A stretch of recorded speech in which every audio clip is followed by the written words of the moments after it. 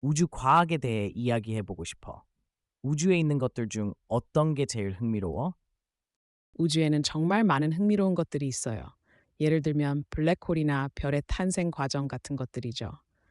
블랙홀은 상상 이상의 힘을 가진 천체랍니다. 블랙홀이 뭔데? 그냥 큰 구멍처럼 생각했었어.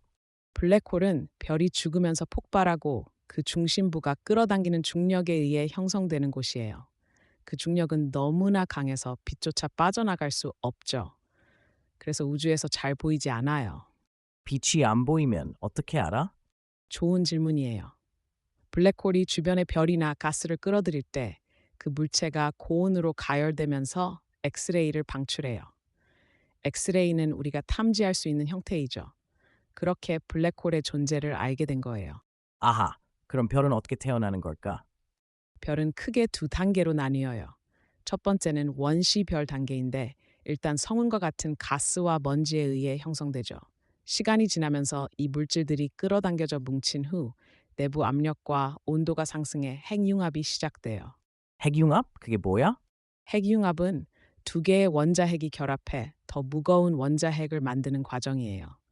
그 과정에서 거대한 에너지가 방출돼요. 태양이 이렇게 에너지를 만들어서 빛을 내는 거랍니다. 우주에서 다른 생명체에 대해서는 어떻게 생각해? 그건 정말 흥미로운 질문이에요. 현재까지 우리가 발견한 것 중에 외계 생명체의 직접적인 증거는 없지만 우주에서 생명체가 존재할 가능성은 아주 높다고 봐요. 예를 들어 바이오믹 클라임이라고 알려진 조건이 맞는 천체들은 생명체가 존재할 수 있는 환경이 될 수 있거든요. 바이오미클라임? 그건 뭐야? 바이오믹 클라임은 생명체가 존재했거나 현재 존재할 가능성이 있는 화학적 열쇠를 말해요. 예를 들어 수소, 메탄, 아산화질소 같은 물질들이죠. 우리가 그들이 발견되면 거기서 생명체의 흔적을 찾을 가능성이 높아져요. 우주여행 같은 건 가능할까? 이미 현재 진행 중이에요. 스페이스X의 일론 머스크는 2024년부터 인류의 화성 여행을 준비 중이에요. 이런 우주 여행이 가능해지면 우주 거주도 실제로 이루어질 수 있죠. 화성에 가면 어떤 환경일까?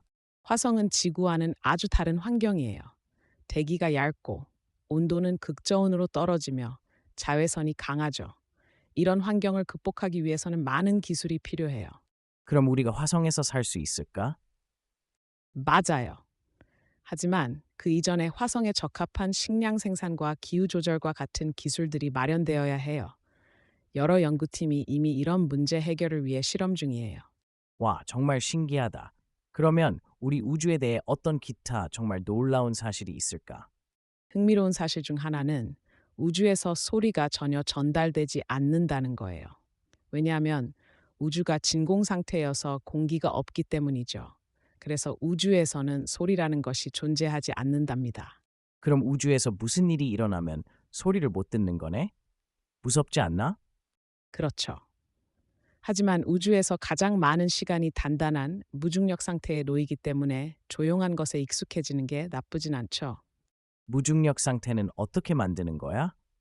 무중력은 주로 지구의 중력 영향이 적은 상황에서 이루어져요. 우주 정거장에서나 우주선에서 가능하죠. 하지만 실제로는 여전히 미세 중력이 존재해요. 그럼 우주에서 인간과 로봇의 관계는 어떤 걸까요? 과거 우주 임무에서 로봇은 매우 중요한 역할을 했어요. 예를 들어 판도라 탐사선은 태양계의 주변 물체를 탐사했고 그 정보를 지구로 보내왔죠. 판도라 탐사선? 이름도 재밌다. 네, 그 이름은 그리스 신화에서 유래된 거예요. 판도라는 호기심으로 인해 불행을 가져온 인물인데 그처럼 우주 탐사의 호기심이 새로운 발견을 이끌어내는 거죠. 우주란 인류에게 어떤 의미가 있을까? 우주는 우리가 존재하는 피조물의 집이에요. 그리고 우리는 그 집을 탐험하고 이해하려고 노력하고 있죠. 그런 노력은 인류의 발전과 존재 이유를 찾는 과정이기도 해요. 정말 감명 깊다. 그래서 우주 과학은 인류에게 정말 중요한 주제인 거구나. 맞아요. 우리가 우주를 배우고 이해할수록 우리의 미래도 더 밝아질 수 있어요. 그러니까 계속 호기심을 가지고 질문해 보세요.